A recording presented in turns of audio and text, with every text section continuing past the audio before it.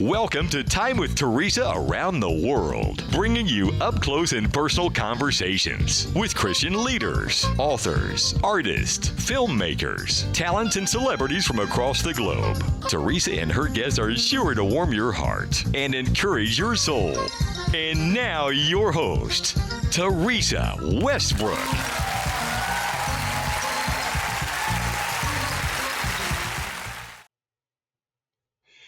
Hello and welcome.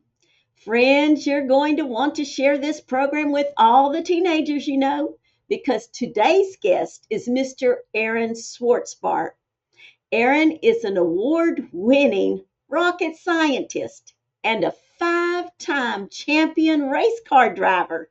And it's a pleasure to introduce him to you today. Welcome, Aaron. What an honor to have you on the program. Thank you so much for having me. It's wonderful to be here. Well, we are delighted to have you. And man, I only briefly touched on your extensive bio, but would you go ahead and just at the top of the show, share a bit of your inspiration and your career as a rocket scientist? Well, it's very interesting. Sometimes good parenting means being hated for a while if you know you're doing the right thing, being hated by your own children for whom you're sacrificing. I came out the womb hardwired for a number of things. Among them were math and science. I was very gifted from the start, but I was hardwired for other things. I hated math and science. I wanted to be a race car driver or a rock star. Pretty much all my life. I never wanted to be in the sciences, but my parents pushed me in that direction, seeing that I was gifted for it and believing that a career in engineering or science would do more for me than being a starving artist, an aspiring rock star, or a broke race car driver or something like that. So I'd love to tell you I was so inspired to be a rocket scientist when I was 6 years old, but this crazy wild ride with, just an absolutely charmed career as a rocket scientist, 40 years of loving what I do, 40 years in the space program, putting William Shatner into space at 90 years old. How cool is that? I'm not 90. He was 90 when we put him in space. And importantly, having the funding to be able to produce my own movies, my own music, to have a successful racing effort. All of this stuff has come from the fact that my parents pushed me in the direction in which they saw gifting that was practical and it could set me up for success in the long term, even though I hated my dad for forcing me to do extra algebra homework in junior high. I don't hate him anymore. I thank him now. He's gone, but I recognize what they did for me. Awesome. Well, I don't know how many people can say that they helped put the Star Trek star William Shatner up into space and get him back safely. Oh my goodness. Yeah. So that's crazy. Of course, I grew up with Star Treks. I was a Trekkie. I wasn't the Star Wars person. I was the Star Trek person. Oh, well, can you tell us a little bit more about your career as a rocket scientist? Now, I have to admit, you are the very first guest I've interviewed that has been a rocket scientist, and it kind of intimidated me a little bit. I thought, oh my goodness, am I going to even be able to interview him? So tell us more about that. Right. So it's really very funny. I have degrees in physics and theology. The physics degree, of course, is what has spawned 40 years of becoming the world's expert in my tiny, tiny niche. On a space shuttle, on New Shepard, on which we launched William Shatner, a moonshot, the space station, any of these things, there are so many parts, there's so much complexity that you end up with very specialized niches.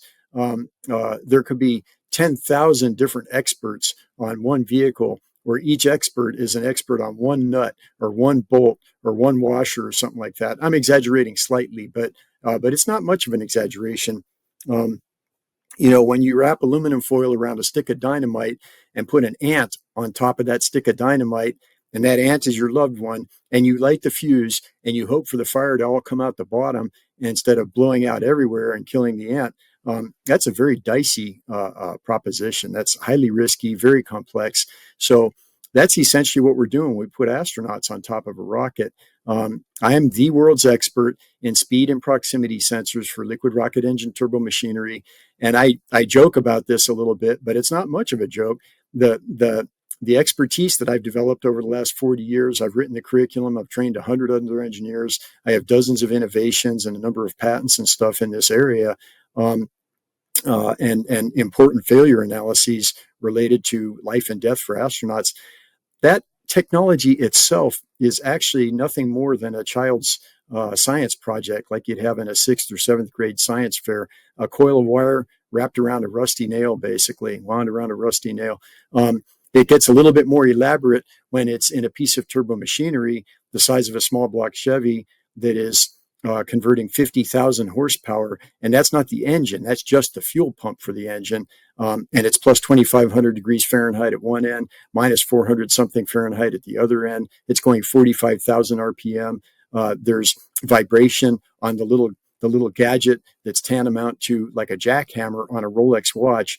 And if it doesn't work perfectly 100% of the time, astronauts die. And while nobody seems to care very much if 65,000 people are killed by drunk drivers a year, or if 700,000 babies are murdered a year, if 7 astronauts die and your name is on the little widget that caused it, that's highly consequential in the court of law and in the court of public opinion. So that little child science project of, a coil of wire wrapped around a rusty nail, I say that colloquially, that is not such a trivial thing when put into this context.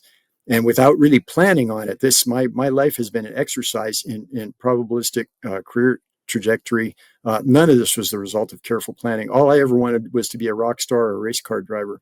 My life's trajectory has brought me to the point where I'm the world's expert in this little gadget that really, really matters sometime when you do things like putting a 90-year-old William Shatner into space. Yes, wow, wow. Now, how many are you still currently working and involved with your career in rocket science, being a rocket scientist? To an extent, I'm semi-retired, and I'm always interested in doing anything fun or interesting, part-time or temporary. I'm not willing to quit the ministry. I don't believe God is calling me to quit the ministry and go back to work full-time. So I left the space program in 2012 to devote the rest of my life to unpaid community service. The ministry is a labor of love. I was blessed to be able to retire early to spend the rest of my life serving others with this unique calling.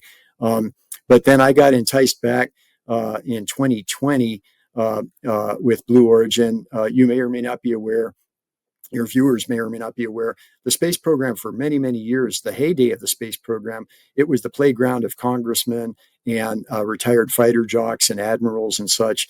And there was generally never enough money to do much of anything.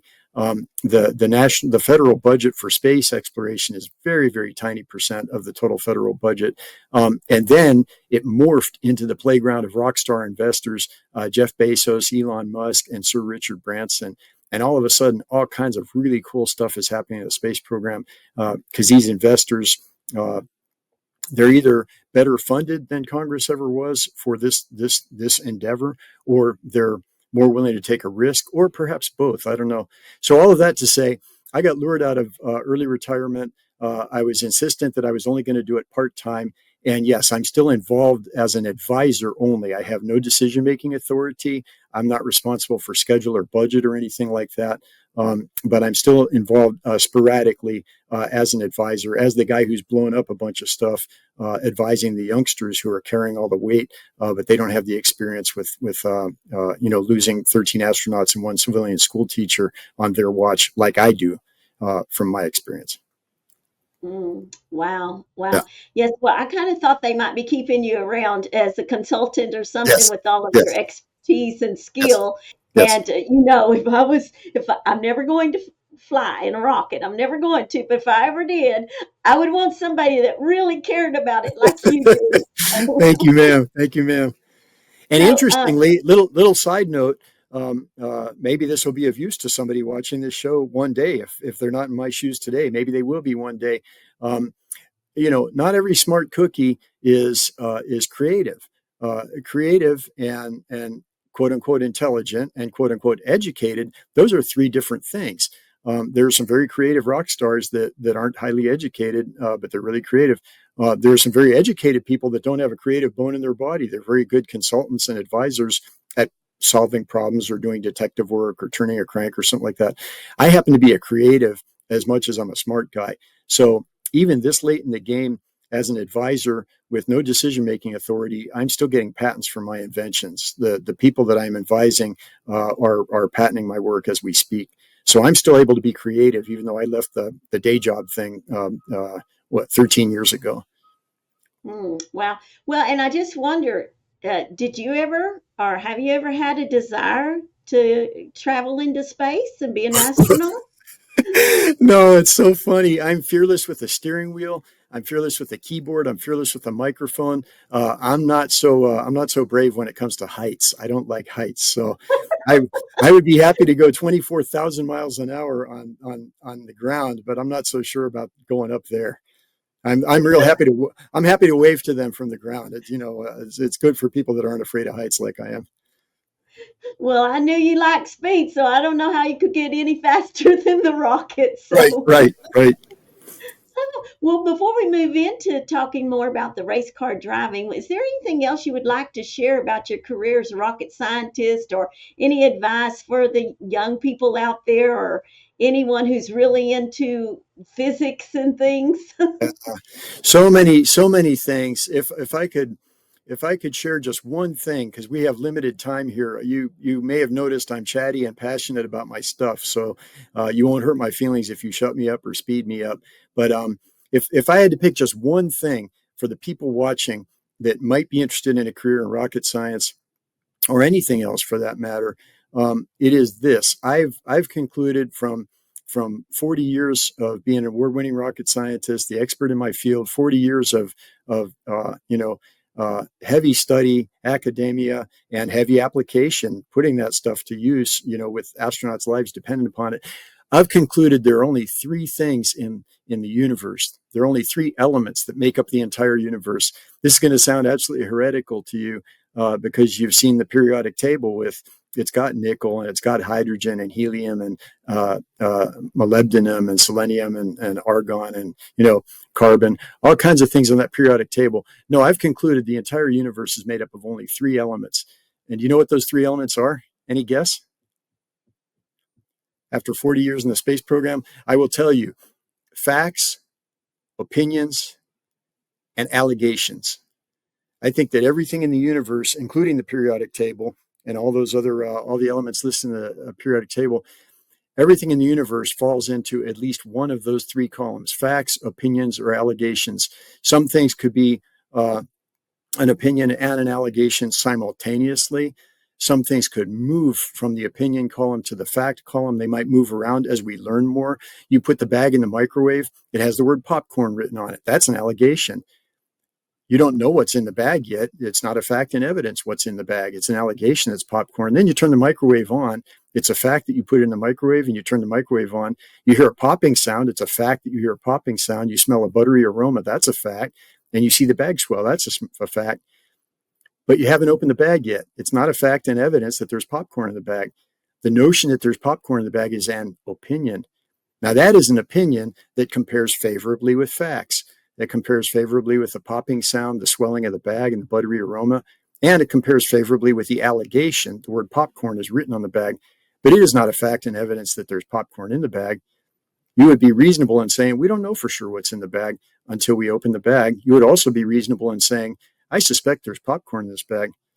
What would not be reasonable is to say there's no way there could possibly be popcorn in this bag. It would be cultic to say it's not plausible that there's popcorn in the bag in the light of the factual evidence, the popping sound, the buttery aroma, and the swelling of the bag. So if I could say anything briefly that I've learned in 40 years as a rocket scientist is everything in the universe is either a fact or an opinion or an allegation or possibly several of those simultaneously. And you would do well in any career, whether you choose a career in law enforcement, whether you want to be a rap star or the president of the United States, a Marine Corps sniper, a race car driver, or even a rocket scientist or a pastor or a talk show host, you would do well to try and always be discerning as to the comparison and the contrast amongst facts, opinions, and allegations as they come into your life day by day. All right. Well, I hope they all took note of that. Thank you so much for sharing your perspective on that. That was interesting. I love that you kind of, brought it down to our level with the example of the popcorn. So thank you so much for that. I love popcorn. Well, now I know we're going to shift gears now a little bit from rocket scientist into sharing about your world and becoming a race car driver. When did all this start and what was behind that? I came out the womb hardwired to turn into a Charles Manson or a Ted Bundy anytime I got a steering wheel in my hands. I don't fully understand it, but it's not inconsistent with an honest read of Genesis through Revelation. It's not inconsistent with our daily experience to note that sometimes bad people happen to good parents. I wasn't abused. There's no psychological or sociological explanation for it. It's like there was a little animal in a cage inside my heart, straight from the womb. And every now and then, people would forget to lock the cage and the little beast would get out or something like that. And that happened just to the extreme whenever I got a steering wheel in my hands. So I was either going to be a serial killer with a steering wheel. If you looked in the dictionary under road rage, there was a picture of my face, or I was going to be a race car driver. And fortunately, I ended up turning legitimate after later in life. I was 26 years old, gainfully employed, tax-paying rocket scientist. My daily commute was 90 miles an hour in surface street, 35-mile-an-hour rush hour traffic. I would slow down to 60 miles an hour if I had to turn left in an intersection and be right back up to 90, weaving in and out of traffic. And I did that 5 days a week, every morning and every evening. That was my daily commute. That wasn't even street racing. Crazy as a loon. I should have been locked up. I should have been dead or in prison 100 times over, even though I was highly educated, gainfully employed, tax-paying rocket scientist. And then to make a long story short, there was kind of a turning point. I went to the racetrack. Nobody in my family had raced before. I was the first generation. I went to the racetrack. I got my NASCAR license. I started winning. Virtually overnight, I started signing autographs instead of signing promises to appear in court for my hijinks with the steering wheel. Wow, my goodness, my goodness. Well, now, did or does or did your physics play a role in race car driving? And if so, how? Yes. I understand things about the car that very few other racers or even many engineers understand. To a crude degree, you could kind of say the physicist is the chef and the engineer is the short order cook. Engineers might really be ticked off at me for describing it that way, but Einstein had nothing to work with except a piece of chalk and a blackboard, and he came up with things that pretty much nobody on the planet could understand. And he was right about many of them, maybe all of them. And then those things get distilled into formulas that are much more easily understood by engineers, and the engineers turn the crank and apply those formulas to things like automotive engineering. So, as a physicist, I've been at odds, interestingly, with many of the people that are reputable in auto racing because they don't understand the things that I do, and they're opinionated and they're well recognized and they're well paid and stuff like that. So ironically, physics has been a two-edged sword with regard to the relationship with my racing success. It has helped me to understand things about the car and to develop things on the car and to tune the car and do all that stuff. But at the same time, I've learned the hard way over many, many years to keep my mouth shut, even when I'm right in various shops, because some people they love their opinions more than they love truth, and they're not very open to correction, even when they're recognized experts that are very much going the wrong way. Sometimes I'm the smartest guy in the room, but not the loudest guy in the room or the most popular guy in the room. Quite a balancing act. Yes. Well, I was just wondering if you did get flack about that because of your history in physics and your 5-time champion race car drivers. I thought they might think he's got the edge, sort of like a Christian praying, "Help me win this race, Lord." We might have a little bit of an edge there. But well, now, do you still Right. race? Do you Right. still race?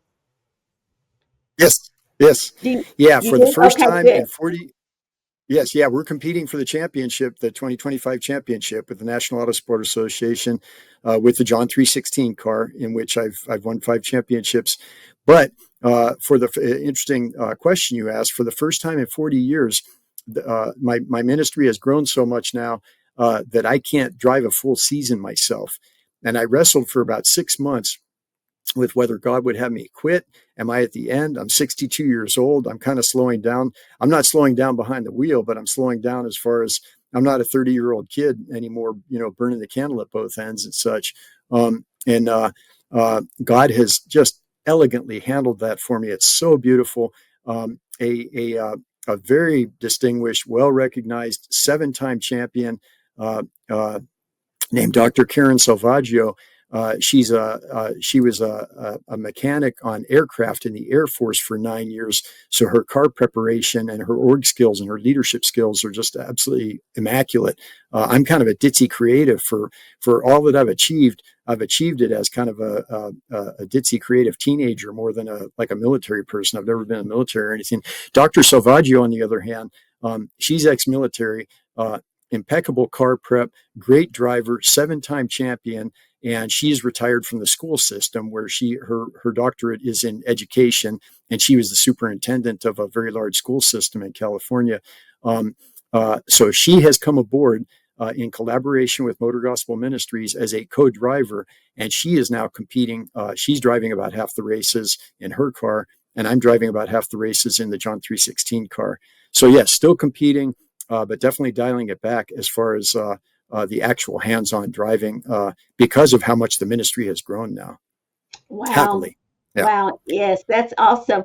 Well, now, I don't want to be out on the roads when you're about 80 and you're speeding on those highways and speeding through there. So I do hope you do slow down a little bit as Oh, you. that was then. Yeah, no, that was before the change. BC was not my change was not a small change. I actually have people scold me when I give my testimony these days.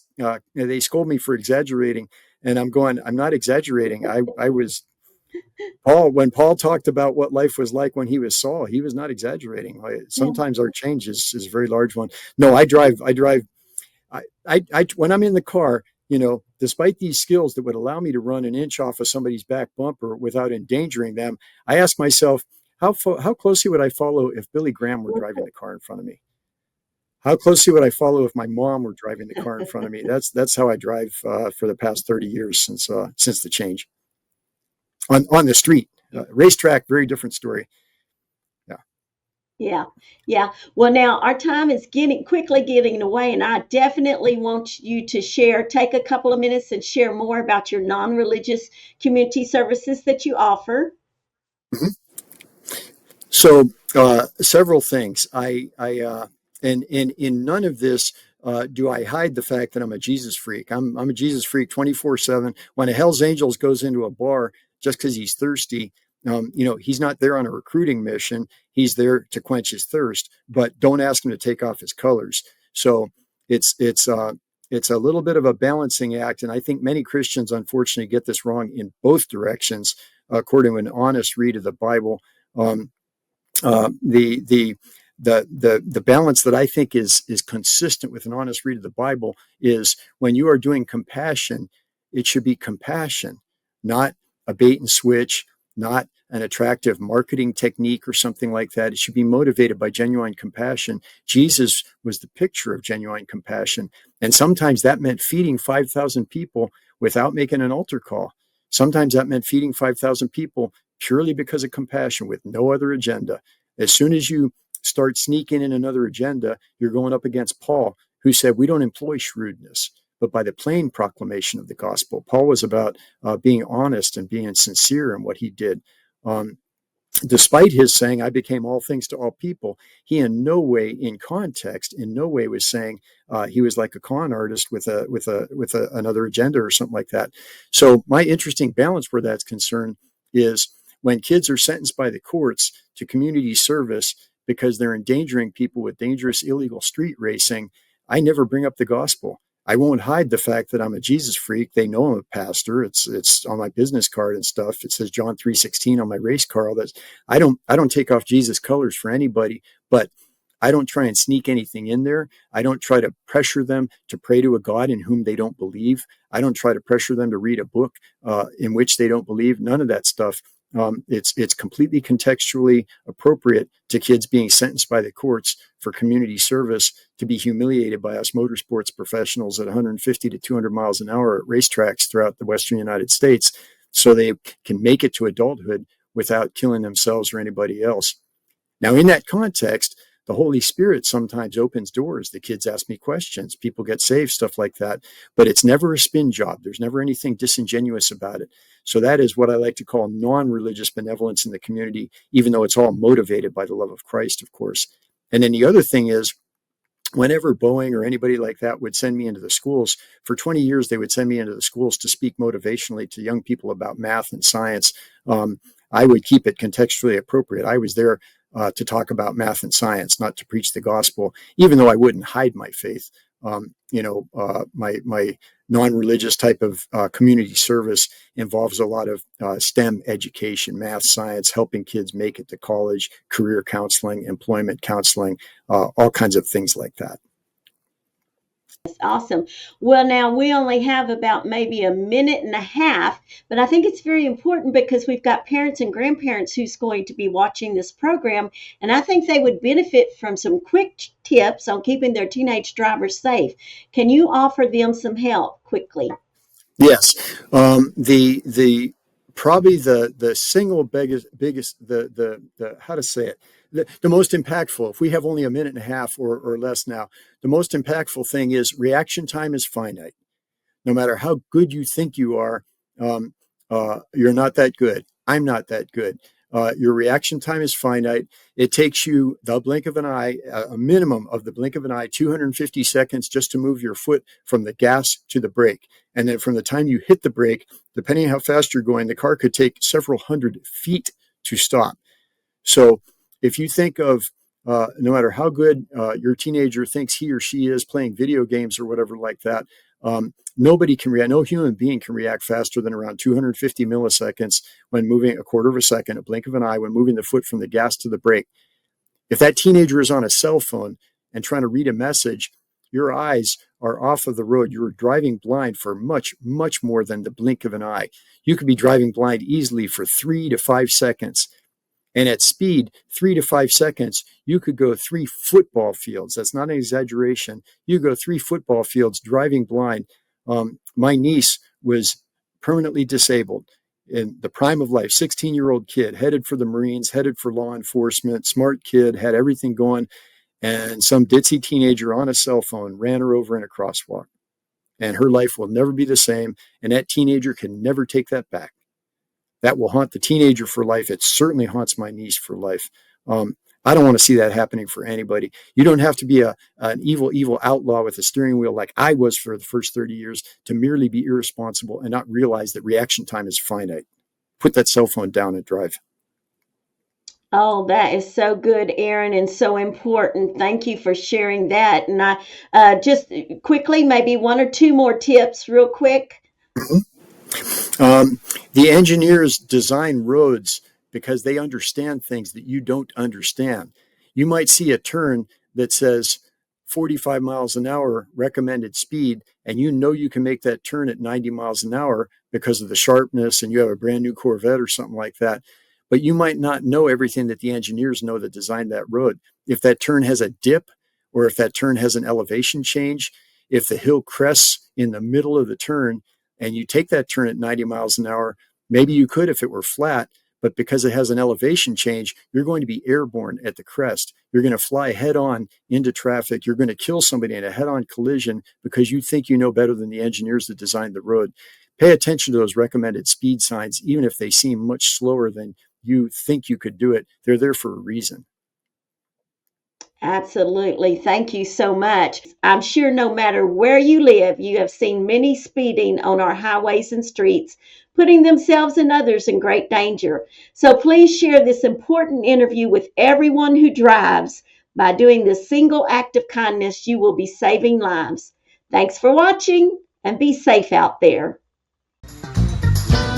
Thanks for joining us. To find out more about Theresa and where the Time with Theresa Around the World TV and radio podcasts are streaming, visit TheresaWestbrook.com. For prayer, guests, and sponsorship opportunities, contact Theresa today. We look forward to hearing from you.